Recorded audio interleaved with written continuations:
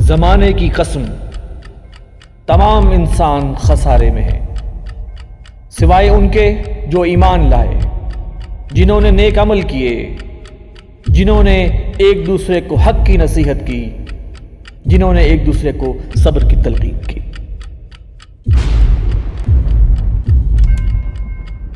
بسم اللہ الرحمن الرحیم۔ السلام علیکم ناظرین، میں ہوں وسیم احمد اور آپ دیکھ رہے ہیں تازہ ترین خبروں پر تبصروں اور تجزیوں کا پروگرام زمانہ گواہ ہے۔ ناظرین، ہم آج کے پروگرام میں 3-4 اہم موضوعات پر گفتگو کریں گے۔ سب سے پہلے 31 مئی کو سعودی عرب کے شہر مکہ مکرمہ میں ہونے والی 14th OIC سمٹ پر بات کریں گے۔ اس کے بعد PTM کے احتجاج کے موقع پر ہونے والی ہلاکتوں اور بعض ازاں اراکین اسمبلی کی گرفتاریوں اور اس ضمن میں ہونے والی اب تک کی پیش رفت کا جائزہ لیں گے، اور اس کے بعد 70 خرب 36 ارب روپے کے بجٹ اور 35 خرب کے بجٹ خزارے پر مشتمل آئندہ مالی سال کا جو وفاقی بجٹ آیا ہے اس پر بات کریں گے، اور پروگرام کے آخر میں طالبان مذاکرات میں ہونے والی لیٹسٹ ڈیولپمنٹ کا بھی تذکرہ کریں گے۔ اسٹوڈیو میں میرے ساتھ تشریف فرما ہے ترجمان تنظیم اسلامی محترم جناب مرزا ایوب بیگ صاحب، ان کے ساتھ تشریف رکھتے ہیں ریسرچ اسکالر جناب رضا الحق صاحب۔ آئیے پروگرام کا آغاز کرتے ہیں۔ ایوب بیگ صاحب، سب سے پہلے ہم OIC کا اجلاس جو ہوا ہے 31 مئی 2019 کو مکہ مکرمہ میں، آپ کے علم میں ہے کہ اس کا جو جوائنٹ کمیونکے آیا ہے اس کے 102 پوائنٹس تھے۔ آپ اس پورے سمٹ کی جو پروسیڈنگ ہوئی ہے اس پر کیا تبصرہ فرمائیں گے؟ بسم اللہ الرحمن الرحیم۔ وسیم صاحب، اس کی پوری پروسیڈنگ پر تبصرہ تو شاید میرے لیے مشکل ہو، بہرحال چند گزارشات ہیں جو عرض کیے دیتا ہوں۔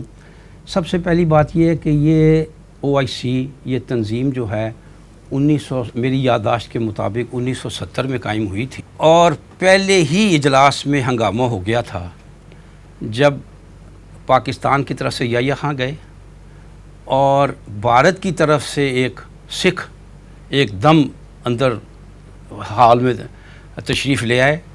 میری اطلاع کے مطابق پاکستان کو اس کا علم بھی نہیں تھا، اور انہوں نے بڑے زور سے کہا السلام علیکم، سکھ نے کہا، جس پر یحییٰ خان طیش میں آ گئے، کھڑے ہو گئے، اور انہوں نے صاف اعلان کر دیا کہ اگر اس شخص کو باہر نہ نکالا گیا تو میں باہر چلا جاؤں۔ وہ دھمکی کام آئی اور وہ بھارتی مندوب کو باہر نکال دیا گیا۔ میں آج تک ان 49 سالوں میں ان کی یہ ایک ہی کارروائی دیکھتا ہوں، اس کے علاوہ انہوں نے کچھ نہیں کیا۔ یعنی میری زندگی میں جتنی تناظیم سامنے آئی ہیں عالمی تناظیم، ان میں سے اتنی کمزور، اتنی لاغر، اتنی پسپا ہونے والی اور اتنی خوف زدہ کوئی اور تنظیم نہیں ہوئی۔ اور آپ کو معلوم ہی ہے کہ بانی تنظیم ڈاکٹر سرارم رحمۃ اللہ علیہ مرحوم فرمایا کرتے تھے OIC کو OIC، یعنی اس کے بارے میں لوگ کہتے ہیں کہ اس کی حیثیت کیا ہے، اور یہ ہمیشہ ڈی فنکشنل رہی ہے۔ کوئی کام عملاً کرنا تو بڑی دور کی بات ہے، بڑی دور کی بات ہے کہ اس نے عملاً کچھ کیا ہو۔ اس نے کبھی اپنا کوئی بیانیہ بھی نہیں بتایا کہ میں ہوں کون اور میں کس لیے قائم ہوئی۔ حقیقت یہ ہے کہ شہید شاہ فیصل اور ذوالفقار علی بھٹو کے یہ ان کا برین چائلڈ تھا، اور اس پر ان دونوں کی وجہ سے یہ قائم ہوئی، دونوں کا صفایا کر دیا گیا، اور عرب ممالک خاص طور پر سمجھ گئے کہ اگر اس آرگنائزیشن کو ہم آگے بڑھائیں گے تو بڑی طاقتیں جو ہیں ہمیں بخشیں گی نہیں۔ شاہ فیصل شہید ہو گئے، بھٹو کو پھانسی ہو گئی۔ تو کہنے کا مطلب یہ ہے کہ یہ شروع سے انتہائی کمزور ہے۔ آپ کا اشارہ شاید اس طرف ہے، جو میں سمجھا ہوں شاید، کہ اس میں کشمیر کا ذکر نہیں آیا۔ دیکھیے، بات یہ ہے کہ اس سے پہلے وزرائے خارجہ کی جو ہوئی تھی ایک OIC میٹنگ، اس میٹنگ میں بھارت کی وزیر خارجہ سشما سوراج کو بلا لیا تھا، اس کو انوائٹ کر لیا تھا، بلکہ اسے مہمان خصوصی کی حیثیت دی تھی۔ اس پر پاکستان ناراض ہوا، پاکستان نے بہت کچھ کہا، لیکن سعودی عرب اب دعوت دے چکا تھا، کچھ نہیں کیا۔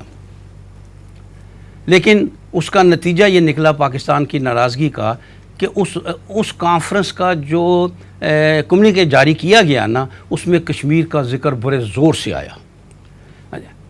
معلوم یہ ہوتا ہے، یہ میری آبزرویشن ہے جو غلط ہو سکتی ہے، کہ اس پر سعودی عرب سمیت تمام عرب ممالک کو خاص طور پر امریکہ کی طرف سے بڑی ڈانٹ ڈپٹ کا سامنا کرنا پڑا، بڑی مذمت کا سامنا کرنا پڑا کہ یہ کشمیر کا ذکر کیوں آیا ہے اس OIC میں، کیونکہ بھارت اس وقت امریکہ کی ناک کا بال بنا ہوا۔ سر اگر کشمیر کے حوالے سے ڈانٹ ڈپٹ ہوئی ہوگی تو ڈانٹ ڈپٹ تو ان کی پھر بھی ہوگی، کیونکہ یہ جو ڈیکلیریشن آیا ہے اس کے پہلے 10-12 پوائنٹس جو ہیں وہ فلسطین کے حوالے سے ہیں، اس میں اسرائیل کی جو زیادتیاں ہیں وہ سارا اس میں ذکر ہے۔ میں عرض کرتا ہوں، عربوں کو فلسطین کے حوالے سے مکمل ناکہ بندی کرنا ممکن نہیں ہے، ان کا بنیادی مسئلہ ہے یہ، وہ کہتے ہیں کشمیر سے تمہارا کیا تعلق ہے، کشمیر سے یہ غیر مسلم قوتیں جو اسلامی ممالک کا اتحاد ہے، 56 اسلامی ممالک نے اس میں شرکت کی، اتحاد ہے، ان کے مسائل جو ہیں وہ اس کانفرنس کے مسائل میں ذکر ہونے چاہیے، لیکن فلسطین کا اگر ذکر نہ کریں تو پھر تو ان کو یہ OIC ختم کرنی پڑ جائے گی، اس کا کوئی جواز سرے سے رہے گا ہی نہیں، لہٰذا امریکہ وہاں تھوڑی سی برداشت کر لیتا ہے معاملہ کہ انہیں کھلاؤ۔ آپ کو پتہ ہے امریکہ کل سے مراد ہے تک تو 2 اسٹیٹس کا حامی تھا، یہ اب اس نے 1 اسٹیٹ کا معاملہ کیا ہے نا، یعنی فلسطین کو چند ماہ نہیں بلکہ چند دن پہلے تک امریکہ ایک الگ ریاست کا قائل تھا، اور اس میں وہ محسوس کر رہا تھا ایک عرب ممالک اس صورت میں ناقابل برداشت حد تک ناراض ہو جائیں گے، لہٰذا امریکہ بھی وہ کام کرتا ہے نا جتنا دباؤ ڈالا جا سکے۔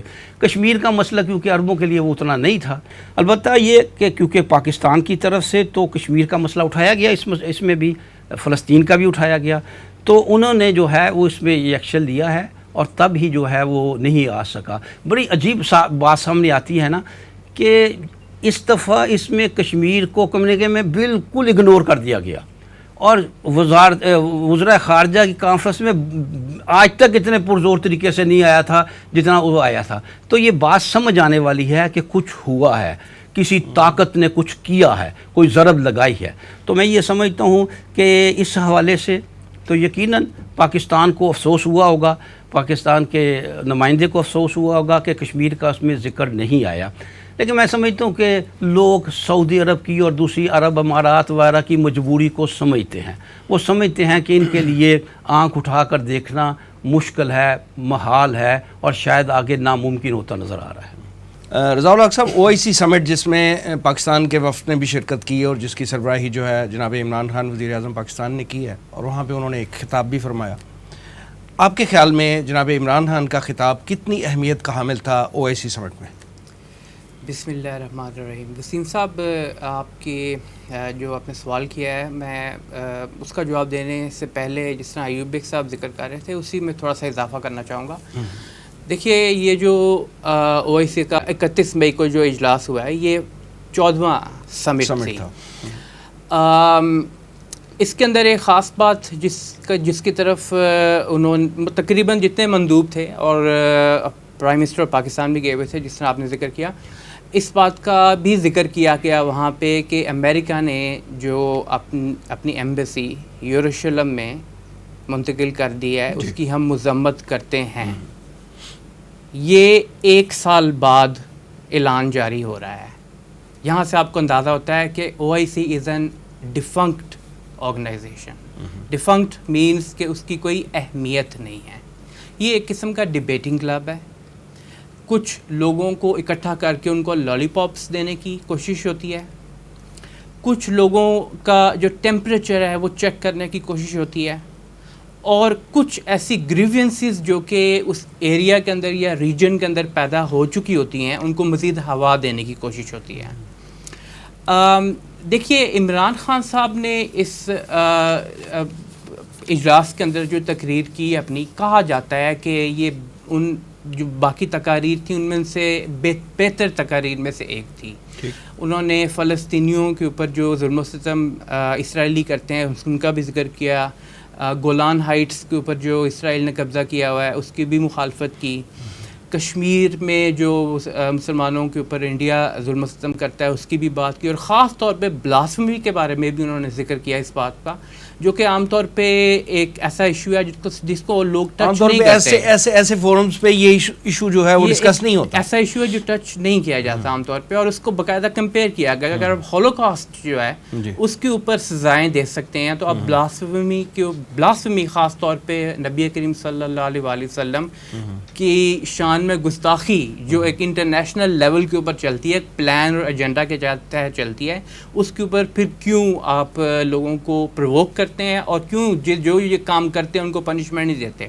اب دیکھیے جو اعلامیہ تھا اس میں تقریباً 102 پوائنٹس کا آپ نے ذکر کیا, جس طرح پورا اعلامیہ میں نے تقریباً دیکھا تھوڑا سا, زیادہ تر پوائنٹس پہلے 20 کے قریب پوائنٹس تو تقریباً وہی فلسطین سے ریلیٹڈ ہی تھے کہ فلسطین کے اوپر جو فلسطینیوں پر مظالم ہو رہے ہیں اور جو یہ مختلف چیزیں جس طرح میں نے ذکر کیا, یروشلم کی القدس کی آزادی ہے, اسرائیل کے مظالم ہیں, وہ جو اس نے ناجائز قبضے کیے ہیں اس کے خلاف باتیں ہیں مختلف انداز کی. اس کے علاوہ صومالیہ کے حوالے سے بات کی, وہاں مسلمانوں کی حالت زار جو ہے اس کے اوپر. سری لنکا میں جو ایسٹر بامبنگز ہوئی تھیں ان کے اس کے یمن کی صورتحال پہ بھی بات, یمن کی صورتحال پہ میں بھی ذکر کرتا ہوں اس کا تفصیل کے ساتھ.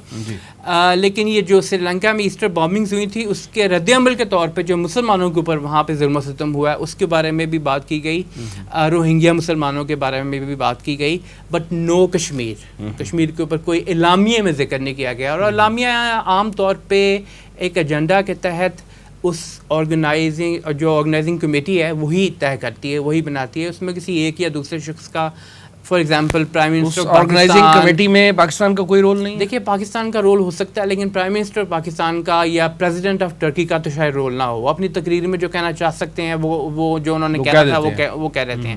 اعلامیہ ہاں خاص طور پہ سوچ سمجھ کے بنایا جاتا ہے. اب جس بات کا آپ ذکر کر رہے ہیں میں اس طرف آتا ہوں.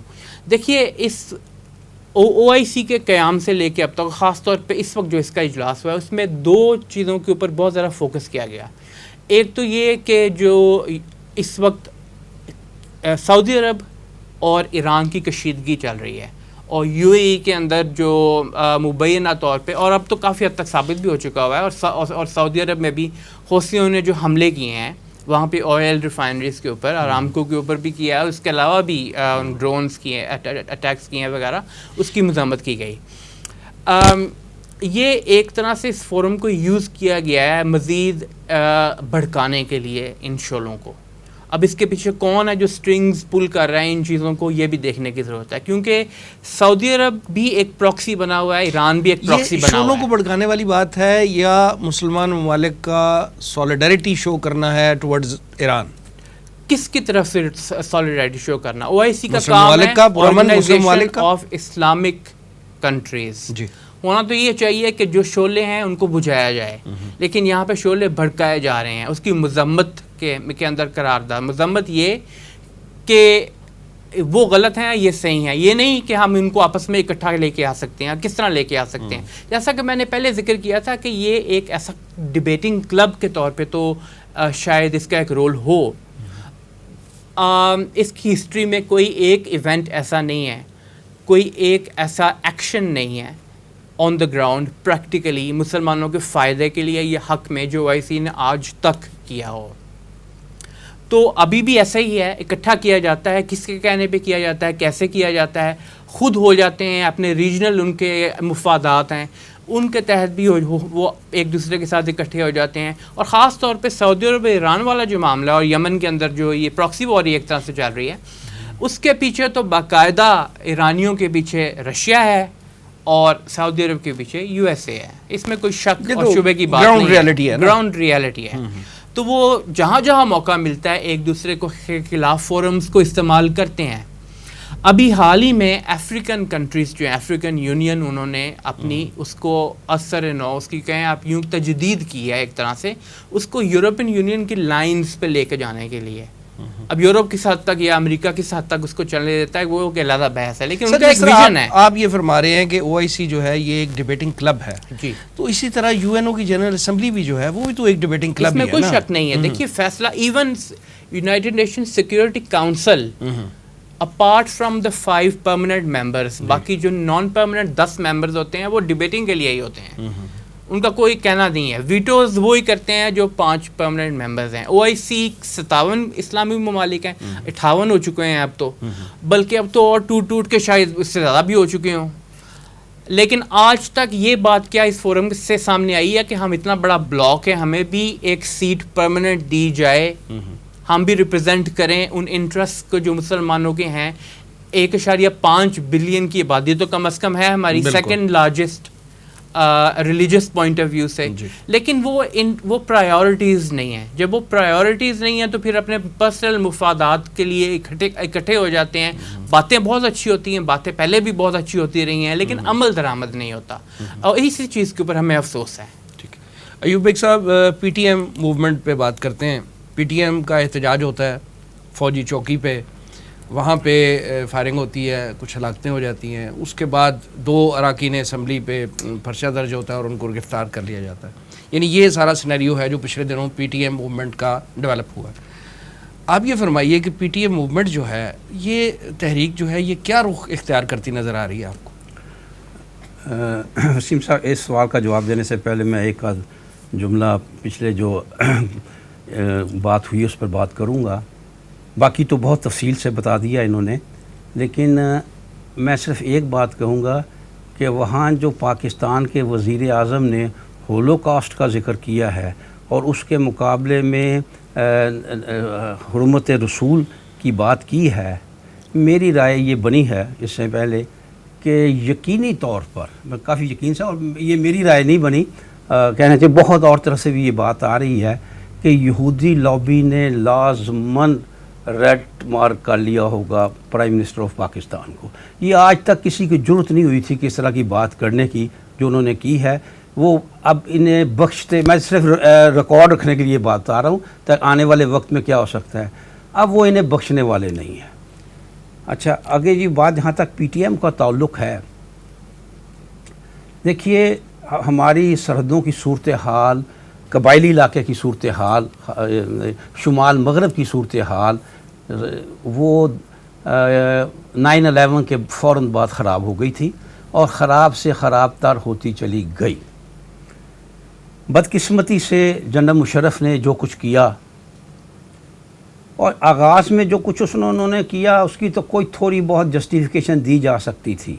بعد ازاں وہ امریکہ کے ہاتھوں جس طرح اپنے اقتدار کو بچانے کے لیے پسپا ہوتے چلے گئے, وہ جو بھی مشرف کے لیے ہے, پاکستانی قوم کے لیے بھی انتہائی شرمناک ہے جس طرح وہ پسپا ہوتے چلے گئے. میرا اقتدار بچ جائے, اور جس طرح انہوں نے بیرونی قوتوں کو اس علاقے میں جگہ دی, اس کا نتیجہ کیا نکلا؟ ایک ریئیکشن ہوا.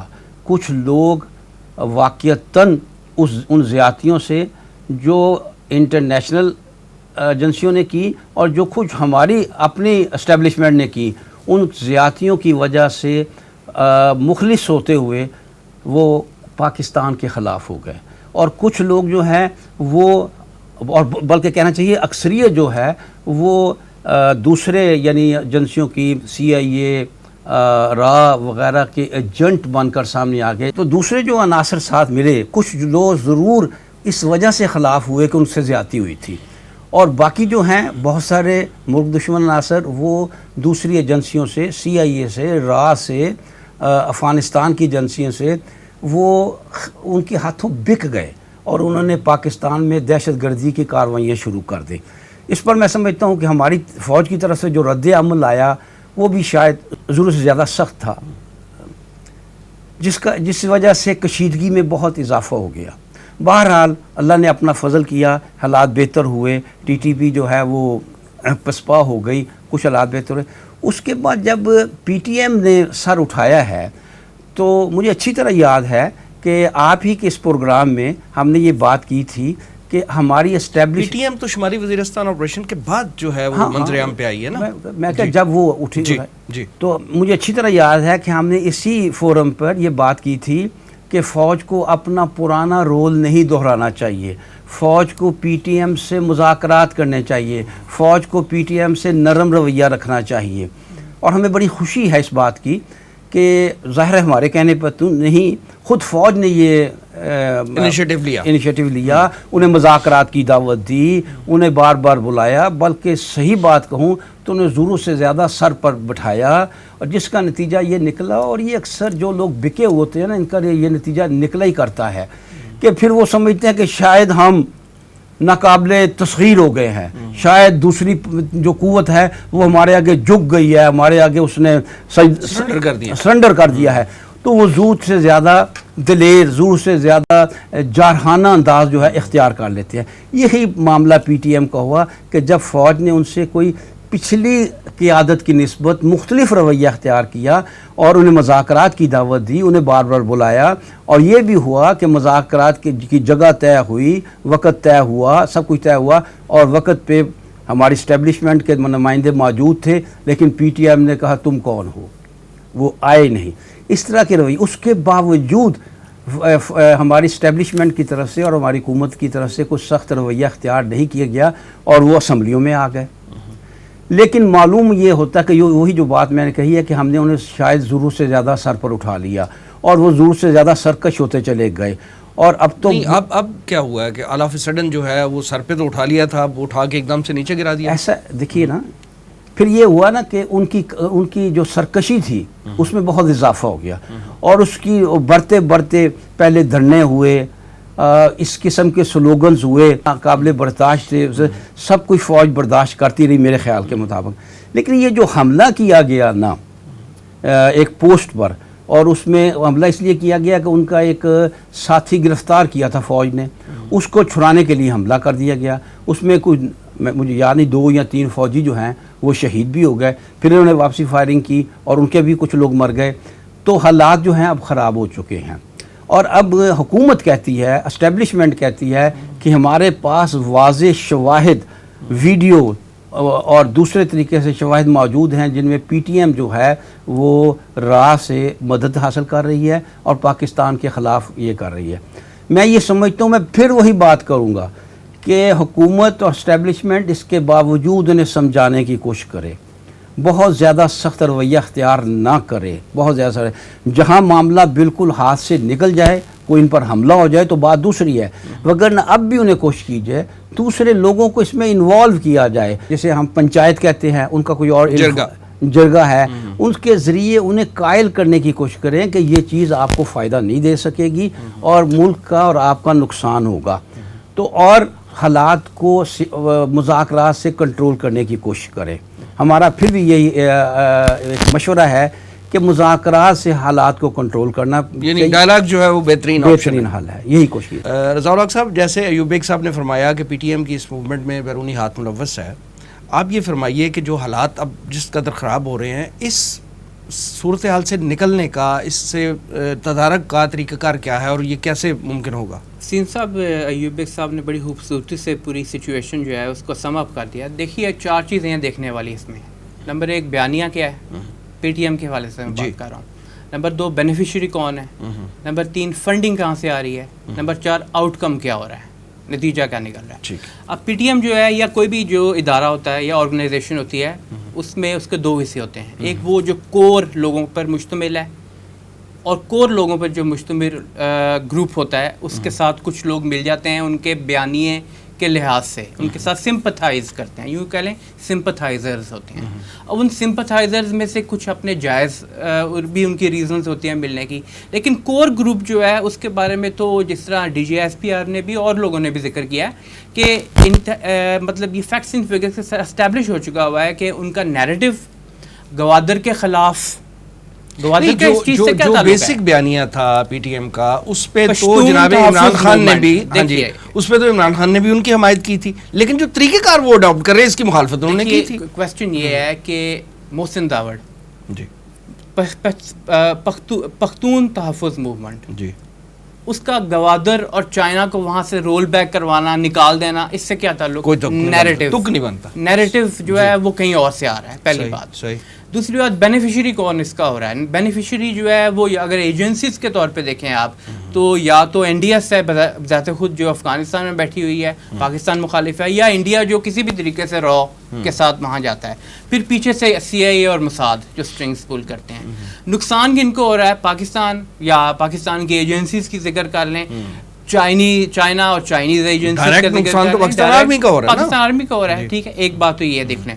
دوسرا لبادہ اڑنے والے بہت سارے ہیں اس کور گروپ کے اندر جو اپنے آپ کو ثابت کرتے ہیں کہ ہم یا تو نیشنلسٹ ہیں یا ہم سیکولر ہیں یا لبرل ہیں. سب سے بڑی مثال ہے وہ گل علائی جس کو گرفتار کیا گیا ہے. اس کی آپ ٹویٹس دیکھیں, اینٹی پاکستان, پاکستان کی ڈیولپمنٹ کے خلاف ہر قسم کی بات وہ کرے گی, لیکن کہنا یہ کہ ہم ایک نیشنلسٹ موومنٹ اور ہمارے خلاف جو یوں کہہ لیں کہ ماضی کے اندر اور جو اب ہمارے اوپر ظلم و ستم ہوتے رہے ہیں ہم اس کے لیے کر رہے ہیں, نہیں, وہ اس کے لیے نہیں کر رہے, وہ کسی کے ایجنڈے کے اوپر کام کر رہے ہیں.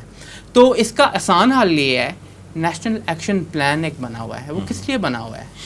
نیشنل ایکشن پلان اسی لیے بنا ہوا ہے کہ جو پاکستان کے اندر کور گروپ فساد پیدا کرنا چاہے, میں پریفری کی بات نہیں کر رہا, لوگوں کے سمپتھائزرز ہوتے ہیں, ان کے جائز مطالبات بھی ہوتے ہیں, ان کے ساتھ نیگوسیشن بھی کی جا سکتی ہے, لیکن کرنی بھی چاہیے. کور گروپ ہے جو کہ ہے ہی اینٹی پاکستان اور پاکستان کے درپے ہے اس چیز کے کسی طرح نقصان پہنچایا جائے, اس کو ایگزیکٹلی اسی طرح نیشنل ایکشن پلان کے نیچے لے کے آیا جائے جس طرح DTP کو لے کے آیا گیا تھا.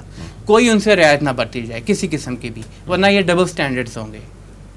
صحیح, یعنی آپ کا خیال ہے کہ آنی ہاتھوں سے نپٹنا چاہیے اور مذاکرات والی بات جو ہے اس کور گروپ کے ساتھ جو کہ اینٹی پاکستان ہے اور پاکستان کی ڈیولپمنٹ کے خلاف ہے اور کسی اور کے ایجنڈا کے اوپر عمل کر رہا ہے. ٹھیک ہے, آگے بڑھتے ہیں, وفاقی بجٹ کے حوالے سے بات کرتے ہیں. جب ہم بجٹ کے اعداد و شمار دیکھتے ہیں تو اس میں ہم دیکھتے ہیں کہ یعنی آئندہ مالی سال میں مہنگائی اور بے روزگاری میں بہت زیادہ اضافہ ہوتا ہوا نظر آتا ہے. ان حالات میں جیسا بجٹ آیا, جتنے خراب خسارے کا یہ بجٹ ہے, پاکستان اکنامیکلی ترقی کیسے کرے گا؟ وسیم صاحب, یہ ایک بڑا کمپلیکس کوسچن ہے. اصل میں میرے پاس فیکٹس اینڈ فگرز ہیں اس بجٹ کی کچھ جو تفصیلات سامنے آئی ہیں, اور اس سے ایک دن پہلے جو اکنامک سروے دیا بالکل ایگزیکٹلی اس کے بارے میں بھی. دیکھیے, یہ جو بجٹ ہے اس کا آؤٹ لے جو ٹوٹل ہے 60 ٹریلین روپے کی بات ہم کرتے, تقریباً 7.02 ٹریلین روپے ہے. یہ پچھلے جو بجٹ اسٹیمیٹ ہے اس سے 30% ایکسٹرا ہے اس کا آؤٹ لے جو ہے. اور اگر آپ کچھ کنٹینیوئنگ ایکسپینڈیچرز ہوتے ہیں جو پہلے سے چلے آ رہے ہیں اس کو بھی ملا لیں ساتھ, تو یہ 8.2 ٹریلین روپے کے قریب بنتی ہے اس کی فگر. اب جو ہمارا ڈیفیسٹ ہے اس کے اندر جو ہمیں سامنے آ رہا ہے, اس میں ایک تو وہ ڈیفیسٹ ہے جو کہ ہم ریونیوز کے ذریعے پورا نہیں کر پائیں گے. ظاہر بات ایکسپینڈیچر زیادہ ہوں گے, ریونیو کم ہوں گے, تو ڈیفیسٹ آئے گا. وہ تقریباً 2260 بلین کا ہے, یعنی 2 ٹریلین یا 2.2 ٹریلین کا ہے.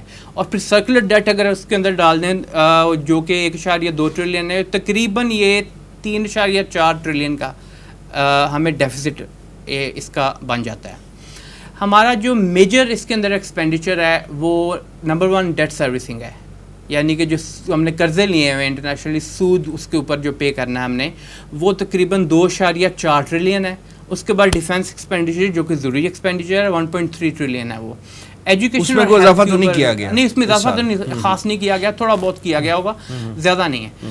ہیلتھ اور ایجوکیشن کے جو سیکٹرز ہیں اس کے اندر کمی آئی ہے, اور PSDP جو ہوتا ہے اس کے اندر بھی اس کو مختلف طریقوں سے استعمال کیا جائے گا. یہ قابل غور بات ہے نا کہ جس پارٹی کا مینیفیسٹو یہ تھا کہ تعلیم اور صحت جو ہے جن کی پرائورٹی نمبر 1 تھی, انہوں نے تعلیم کے بجٹ میں کٹ لگایا. اس کی ریزن یہ ہے کہ پیسے نہیں ہیں, کیونکہ آپ نے دوسری چیزوں کے اوپر استعمال کرنا ہے, ڈیٹ سروسنگ کرنی ہے, آپ نے اپنے ملٹری کے اوپر بھی ایکسپینڈیچر کرنا ہے, ضرورت ہے اس وقت حالات کی, تو آپ کے پاس پیسے کم بچ جاتے ہیں. اور دوسرا یہ اس کو کہا جا رہا ہے کہ یہ آسٹیریٹی بجٹ ہے, 1.1 ٹریلین کے تو نئے ٹیکسز لگیں گے, اور وہ عام رائے یہ ہے کہ انڈائریکٹ ٹیکسز ہی ہوں گے. انڈائریکٹ ٹیکس ہمیشہ ریگریسو ٹیکس ہوتا ہے, اس کا افیکٹ جو ہے وہ عام لوگوں پر پڑے گا. وہ یہ نہیں ہے کہ ہم ایگریکلچر حکومت تو کہہ رہی ہے عام آدمی پہ اس بجٹ کا کوئی اثر نہیں پڑے گا. ہمیشہ انڈائریکٹ ٹیکس جو ہے وہ ریگریسو ہوتا ہے, وہ آپ جس مرضی چیز کے اوپر لگائیں. ایک اسپیکٹ اس کا یہ ہے, یہ بھی کہا جا رہا ہے کہ ہماری جو GDP گروتھ ریٹ ہے, دیکھیے یہ ساری فگرز جو بجٹ کی ہوتی ہیں یہ ایز اے فگر خود کوئی معنی نہیں رکھتی. ان کو جب تک آپ کمپیئر نہ کریں as a percentage of GDP, as a percentage of something else, تو اس وقت تک اس کی اصل صورتحال سامنے نہیں آتی. 4% ہمارا آن ایوریج ہم ایکسپیکٹ کر رہے ہیں نیکسٹ ایئر اپنا GDP گرو کریں گے. گرو کر جائیں تو بڑی بات ہے، اللہ کرے، اللہ کرے ایسا ہو. لیکن جس بات کی طرف میں خاص طور پہ اشارہ کرنا چاہ رہا ہوں، یہ تو کچھ فیکٹس اینڈ فگرس تھے. بجٹ جو ہے وہ ایک بہت چھوٹا پرزہ ہے اس پوری ایک بڑی مشین کے اندر جس کا نام ماڈرن کیپٹلسٹ اکنامک سسٹم ہے. آپ دیکھیے، آپ کا بیلنس آف پیمنٹس ہوتا ہے، آپ کے ایکسٹرنل ڈیٹس ہوتے ہیں، پھر آپ کا آج کل سرکولر ڈیٹ بھی ہے. پہلے تو صرف بجلی کا ہوتا تھا، اب گیس کے سرکولر ڈیٹس بھی آنا شروع ہو گئے ہوئے ہیں. آپ کی کرنسی کی فلکچویشنز ہیں جو ہوتی رہتی ہیں. کبھی سال پہلے یا اس سے کچھ پہلے جو آپ کا ڈالر تھا 100 روپیز کا تھا، 150 کا ہو چکا ہوا ہے. تو آپ یوں ہی دیکھیں 1/3 انکریز ہو چکا ہوا ہے آپ کے اوپر. ڈیٹ ہی ایکسٹرنل جو ہے وہ، اگر آپ اس ٹرمز میں اس کو دیکھیں، ٹھیک ہے نا، 100 سے 150 پہ چلا گیا. اچھا، اس کے بعد IMF کی کنڈیشنز جب ان کے پاس آپ جاتے ہیں پیکج لینے، وہ ایک علیحدہ چیز ہے. ورلڈ بینک اور باقی لینڈنگ انسٹیٹیوشنز جو ہیں ان کے اپنے ٹرینڈز ہیں. انفلیشن کا بہت بڑا پریشر ہوتا ہے. اور فائنانس بلز جو ہیں، یہ تو ایک بجٹ ہے نا، اس کے علاوہ فائنانس بلز بے تحاشا پیش ہوں گے.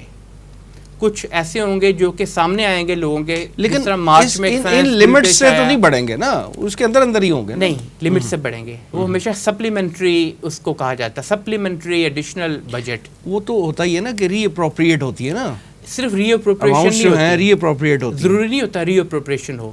اگر ایسی کنڈیشن صورتحال میں، فار ایگزامپل آپ کے ڈالر جو ہے وہ دوبارا انکریز ہو جاتا ہے اور زیادہ انکریز ہو جاتا ہے. آپ کی جو اس کے لیے ان کو سپلیمنٹری بجٹ لانا پڑتا ہے نا. ایگزیکٹلی، وہی میں کہہ رہا ہوں اس چیز کے خلاف. فائنانس بل اس کو کہتے ہیں، وہ لے کے آتے ہیں. اس کے لیے مزید ایکسپینڈیچر وچ مینز مزید ڈیٹ لینا پڑتا ہے آپ کو. اب یہ ساری چیزیں سامنے رکھیں تو ہمارے سامنے دو چیزیں آتی ہیں. دیکھیے، ایک آپ کا اکنامک سسٹم، اس کا کور ہوتا ہے. ہمارے اکنامک سسٹم کا کور جو ہے وہ دنیاوی منفعت ہے. ہمارے اکنامک سسٹم کا کور جو ہے وہ آخرت کی کامیابی نہیں ہے. سورہ کہف کے اندر ایک جگہ پہ ذکر آتا ہے، اعوذ باللہ من الشیطان الرجیم، انا جعلنا ما علی الارض زینۃ لها لنبلوہم ایہم احسن عملا وانا لجاعلون ما علیہا صعیدا جرزا. یہ دنیا میں جو زینت ہے ساری، جتنی ڈیولپمنٹ ہے، ترقی ہے، بلڈنگز ہیں، آپ پل بنا رہے ہیں، آپ اپنی اکانومی کے اندر پیسے اکٹھے کر رہے ہیں، یہ ساری چیزیں، یہ کور ہے جو کہ اللہ تعالیٰ نے زینت قرار دیا ہے اس کو دنیا کی. یہ اس لیے ہے کہ انسان کو پرکھا جائے کہ وہ اچھے عمل کرتا ہے، کیسے عمل کرتا ہے، برے عمل کرتا ہے. اور ایک دن اللہ تعالیٰ اس سب کو چورا چورا کر دے گا. اس سب کو ہم نے اسی کو ہی اپنا دین بنا لیا ہوا ہے. ہماری ساری سوچ، ساری اکنامک فکر اس چیز پر ہوتی ہے کہ اچھا جی ڈی پی گروتھ کیسے ہو. نہ صرف ہم نے اس کو دین بنا لیا ہوا ہے، ہمارے تو اکانومی کی باغ دوڑ بھی ہمارے اپنے ہاتھ میں نہیں ہے. دیکھیے، وہ ایک علیحدہ ایشو ہے. اکانومی کی باغ دوڑ کس کے ہاتھ میں ہے، کس کے ہاتھ میں نہیں ہے. اکانومی کی باغ دوڑ ہمارے ہاتھ میں اس وقت آئے گی جب ہم اپنے اکنامک ویژن کو چینج کریں گے. ویژن چینج کرنے کی ضرورت اس پوائنٹ آف ویو سے ہے کہ ہم دیکھیں کہ ہمارا اللہ ہم سے کیا چاہتا ہے، آخرت میں ہمارا کس چیز کے اندر فائدہ ہے، اور پھر اس کے ارد گرد پریفری میں ٹھیک ہے آپ ڈیولپمنٹ بھی آپ کے ساتھ ہوگی. سورہ یوسف کے اندر قحط کا بھی ذکر ہے، خشک سالی کا بھی ذکر ہے. اللہ تعالیٰ کی طرف سے ٹرائلز اور ٹیسٹ آتے رہتے ہیں انسانوں کو آزمانے کے لیے. اصل چیز جو ہے دیکھنے والی وہ آخرت کی ہے، سب سے امپورٹنٹ. ہم نے اپنی پوری صرف اکانومی نہیں، اپنے پولیٹیکل سسٹم سے، اپنے ایجوکیشن سسٹم سے، اپنے معاشرتی سسٹم سے اور اکنامک سسٹم سے، بجٹ جس کے اندر آتا ہے اس کے اندر سے وہ ایک دین کا ایلیمنٹ ہی نکال دیا ہوا ہے، باہر کر دیا ہوا ہے. یہی سیکولرزم ہوتی ہے. ہمارے لیے سب سے امپورٹنٹ بات یہ ہے کہ ہم جب ریاست مدینہ کا ذکر کرتے ہیں، ہم جب کہتے ہیں کہ ہم یہاں پہ اسلامی نظام کو قائم کرنا چاہتے ہیں، تو ہم اپنے تمام جتنے بھی نظام، مختلف چھوٹے چھوٹے نظام ہیں جن کو مل کر ایک پورا اسلامی نظام بنتا ہے، ان کی کور جو ہے وہ اسلامک رکھیں. ہاں، اس کی پریفری کے اندر ہم ڈیولپمنٹس بھی کر سکتے ہیں، وقت کے ساتھ ساتھ اس کے اندر اجتہاد بھی ہوتا ہے، مختلف طریقہ کار بھی ہوتے ہیں. ہم ربا کو بھی ختم کر سکتے ہیں، اور یہ گورنمنٹ کا کام ہے کہ وہ اس میں انیشیٹو لے، چاہے سپریم کورٹ پہ جانا پڑے، وہ کہے جا کے وہاں پہ ختم کرے ربا، یہ غیر اسلامی ہے. لیکن ہم جب تک اس راستے پہ نہیں چلیں گے، 100 سال ہو چکے ہوئے ہیں کیپٹلسٹ اکانومی کو. تقریباً 100 سال جب سے یہ آپ یوں کہیں کہ جب سے اکنامک آرڈر جسے کہتے ہیں دنیا کا وہ کیپٹلزم ہے، آج تک دنیا میں جس پر وہ اکانومسٹ بحث کرتے ہیں ایکولیبریم کیسے آئے گا. ایکولیبریم مینز کہ آپ کی اکانومی کس طرح سے سٹیبل ہو سکتی ہے. آج تک کسی ایک ملک کے بھی کسی ایک دور میں بھی سٹیبل نہیں ہو سکی. آپ ایک میکرو اکنامک انڈیکیٹر کو بڑھائیں گے، فار ایگزامپل اس کا ایفیکٹ دوسری طرف آئے گا. بڑھاتے ہیں امپلائمنٹ بڑھاتے ہیں، فل امپلائمنٹ پہ لے جائیں، آپ کی انفلیشن بڑھ جائے گی.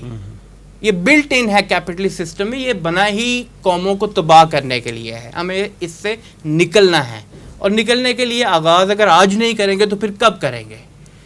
یہی ہمارا میسیج ہے. تنظیم اسلامی یہی میسیج دیتی ہے کہ ہمیں تبدیلی اور مکمل تبدیلی کی ضرورت ہے، نظام کو چینج کرنے کی ضرورت ہے، اور اسلامک نظام کو بھی تو ہم جب ہم کہہ رہے ہیں کہ ہم نیا پاکستان بنائیں گے، ریاست مدینہ کی بات کرتے ہیں، ہمارے ہیلم آف افیئرس پہ جو لوگ ہیں تو ان کو تو یہ چیزیں مد نظر رکھنی چاہیے اور اس میں چینجز لانی چاہیے. آپ مختلف چیزوں کو ایکسپیریمنٹ کرتے ہیں. جی بالکل. تو کیوں نہ آپ 5 سال کے لیے یہی ایکسپیریمنٹ کر کے دیکھ لیں. ایک ایکسپیریمنٹ کر لیں کہ اگر اسلامک سسٹم کو تھوڑا سا امپلیمنٹ کرنے کی کوشش کی جائے تو دیکھتے ہیں اس کا کیا اثرات، اس کے برکات ضرور نکلیں گے. ایوب بیگ صاحب پیپلز پارٹی کے جو کو چیئرمین ہیں اور سابق صدر پاکستان جو ہیں آصف علی زرداری، اور اسی طرح اپوزیشن لیڈر جو ہیں حمزہ شہباز، ان کو کرپشن، منی لانڈرنگ، رمضان شوگر مل، ان سارے کیسز میں جو ہے وہ گرفتار کیا گیا، اور عین بجٹ سے ایک دن پہلے یا عین بجٹ والے دن گرفتاری ہوئی ہے حمزہ شہباز شریف کی. تو آپ کیا سمجھتے ہیں کہ یہ جو گرفتاری ہیں دو اہم شخصیات، سیاسی شخصیات کی، یہ آپ کیا سمجھتے ہیں کہ حکومت کا اس وفاقی بجٹ جو مشکل ترین وفاقی بجٹ تھا اس سے عوام کی اور اپوزیشن جماعتوں کی توجہ ہٹانے کی کوشش نہیں ہے؟ حکومتی کوشش مجھے یہ بات ویسے میں سمجھ نہیں سکا، اس لیے کہ ان گرفتاریوں سے تو حکومت کا دور دور کوئی تعلق کوئی ہے ہی نہیں، کوئی واسطہ نہیں حکومت کا.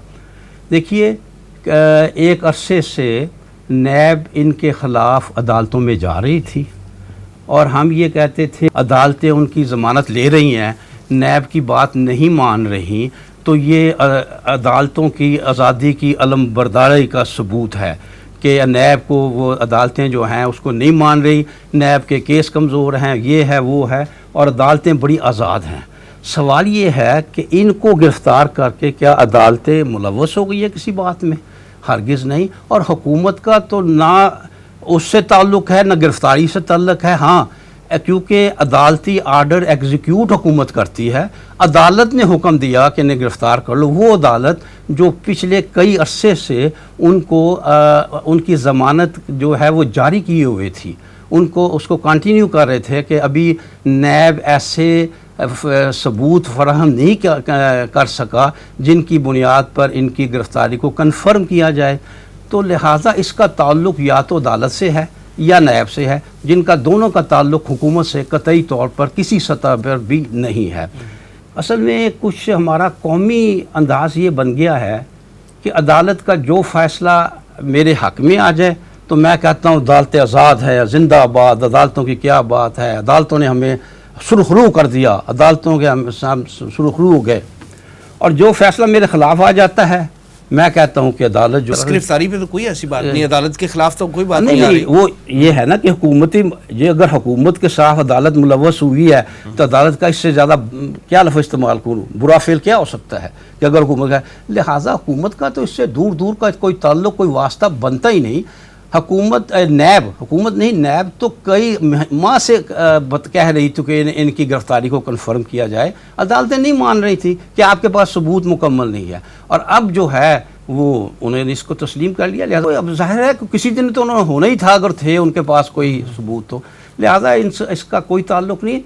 میں یہ سمجھتا ہوں کہ ہم جب تک یہ رویہ اختیار نہ کریں، اور میں یہ بڑا سوچ سمجھ کر اس نتیجے پر پہنچا، مجھے بھی بعض عدالتی فیصلوں سے بڑا اختلاف ہوتا ہے، لیکن ہمیں بنیادی یہ جب تک ہم بنیادی اپنا طریقہ کار کہہ لیجئے، طرز عمل کہہ لیجئے، یہ نہیں بنائیں گے نا کہ بالآخر عدالتوں نے ہی فیصلہ کرنا ہے، کسی کو تو آپ نے منصف بنانا ہے. لہٰذا آپ کو پسند ہو یا آپ کو پسند نہ ہو، کرنا چاہیے. ہمیں ایک شہری کی حیثیت سے عدالتوں کے فیصلے کو قبول کرنا چاہیے اور خام خواہ انہیں ادھر ملوث کر ادھر ملوث کر حکومت کا یہ معاملہ وہ نہیں کرنا چاہیے. اگر وہ بددیانتی کرتی ہیں، اگر وہ غلط فیصلے کرتی ہیں تو وہ خدا کے سامنے جواب دیں. ہمارے پاس کوئی طریقہ ایسا نہیں ہے کہ ہم سپریم کورٹ تک میں جاتا ہوں کہ سپریم کورٹ کوئی فیصلہ دیتا ہے، ہماری رائے میں وہ غلط ہو سکتا ہے، ہمیں کہنا چاہیے یہ فیصلہ درست نہیں ہے. ہمارا فیصلے کے بعد تو ہم فیصلہ کہنا اس پہ چاہیے، کمنٹ کر سکتے ہیں. لیکن ہمیں یہ کسی صورت میں نہیں کہنا چاہیے کہ سپریم کورٹ ملوث ہو گیا، عدالت ملوث ہو گئی، فلاں یہ ہو گیا، اس سے مل گیا، یہ ہو گئی، یہ حکومتی کوشش ہو گئی. اس سے اجتناب کرنا چاہیے اور یہ ہے فیصلے کے بارے میں اپنی رائے دینے کا پورا حق ہے. تو میں سمجھتا ہوں کہ اس کا حکومت سے کسی قسم کا کوئی دور کا تعلق واسطہ نہیں ہے. رضا الحق صاحب، پروگرام کی آخر کی طرف بڑھتے ہیں اور یہ بتائیے کہ طالبان کا جو وفد رشیا میں گیا ہے اور وہاں پہ جو مذاکرات ہوئے ہیں کافی ممالک کے، ان کی لیٹسٹ ڈیولپمنٹ کیا ہے؟ جی حسین صاحب، مختصراً ذکر کرتا ہوں اس کا. افغان طالبان کا یہ وفد جو ہے یہ اور بگ گنز ستانک زئی اور ملا برادر سمیت بگ گنز جو ہیں وہاں پہ گئے ہیں، جو ان کی نارمل نیگوسیشن ٹیم ہوتی ہے افغان طالبان کی. رشیا نے انوائٹ کیا ہوا تھا انہیں وہاں پہ کہ آپ آئیں، بات چیت کریں. امریکہ کے ساتھ جو افغان طالبان کے مذاکرات چل رہے تھے وہ آپ یوں سمجھے کولڈ سٹوریج میں چلے گئے ہیں. اب وہ دوبارہ بظاہر کامیابی کا کوئی امکان نظر نہیں آتے.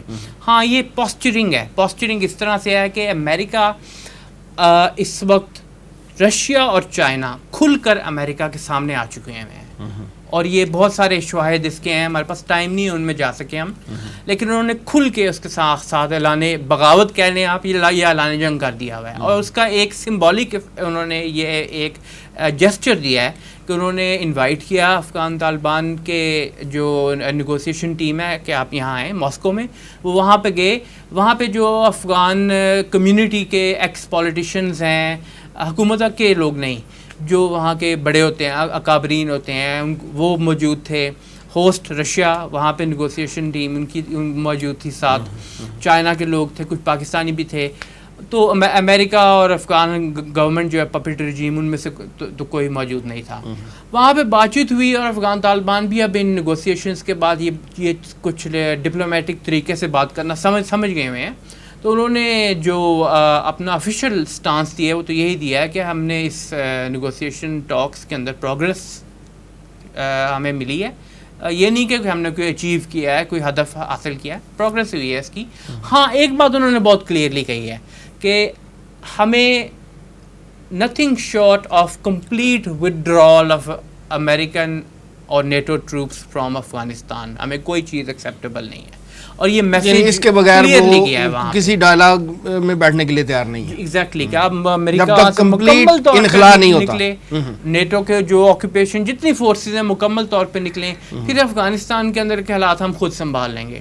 اور اس چیز کو انکریج کیا، میرے خیال میں یہ میری ذاتی رائے ہے، انکریج کیا. اور اسی لیے یہ ان کو ماسکو میں بلایا گیا تھا کہ یہ بات پریزنٹ کی جائے، ان کی طرف سے انکریج کیا اور ان کو بیکنگ ملی ہے رشیا کی بھی اور باقی ممالک کی بھی اس کے ساتھ. ٹھیک ہے ایوب بیگ صاحب، ایک اور اہم ڈیولپمنٹ ہوئی ہے.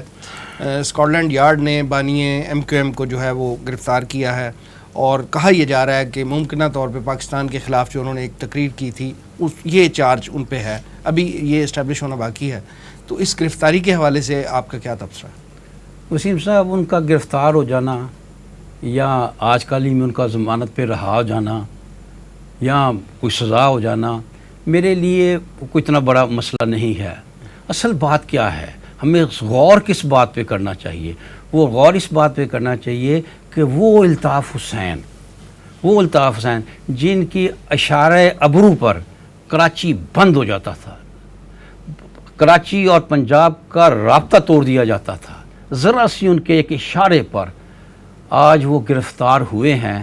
کراچی میں ایک دکان بند نہیں ہوئی، کہیں ہڑتال کا تو دور دور نام و نشان نہیں، کسی نے مظاہرہ نہیں کیا، کوئی احتجاج نہیں ہوا. اس سے ہمیں ایک سبق حاصل کرنا چاہیے. دیکھیے، پنجابی کا ایک محاورہ ہے، ات خدا دا ویر.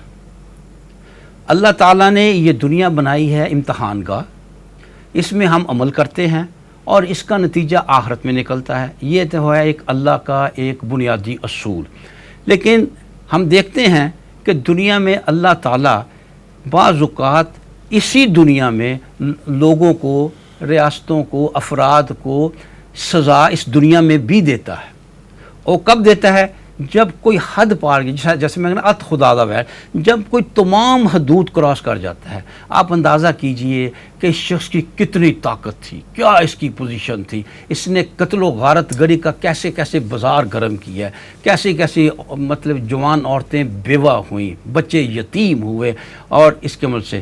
لیکن اس کا کیا ہوا پھر کہ آج اس سے کیا ہمیں عبرت حاصل کرنی چاہیے کہ اگر آپ اس طرح یہ رویہ اختیار کریں گے، تمام حدود کو پار کریں گے، کراس کریں گے، تو پھر آپ کو صرف آخرت میں سزا نہیں ملے گی، اس دنیا میں آپ رسوا بھی ہوں گے، ذلیل بھی ہوں گے، ناقدری بھی ہوگی آپ کی، اور کوئی آپ کو پوچھے گا نہیں. حالانکہ ایک وقت پہلے آپ تخت پہ بیٹھے تھے، آپ کی کوئی جرنیل آپ کی حکومت دولی، کوئی میڈیا آپ کی حکومت دولی نہیں کر سکتا تھا.